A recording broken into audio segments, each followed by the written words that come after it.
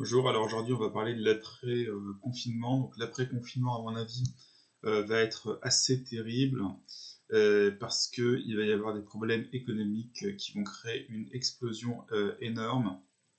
Il va y avoir un crash de l'économie puisque ce qui est favorisé ce sont les grandes entreprises, pas les petites entreprises, et donc un risque de révolte massive de la population. Ajouter à ça le fait qu'on va être dans la plus grande dépression jamais connue, en tout cas depuis un siècle.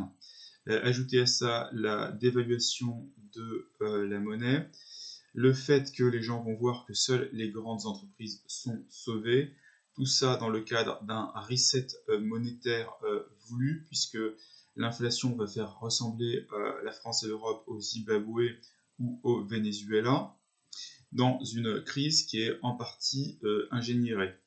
En partie, difficile de savoir à quel point c'est provoqué. Donc tout ça à cause de l'énorme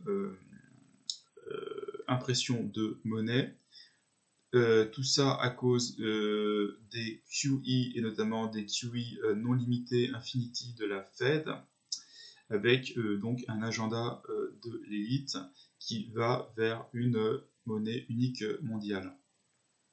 Donc beaucoup de gens vont faire faillite, beaucoup d'entreprises vont faire faillite, il y aura une dette énorme, et donc l'austérité qu'on va nous imposer pendant plusieurs années va être absolument massive, avec une dette qui va peser sur chacun, une dette massive, sachant que déjà nos impôts servent à rembourser la dette.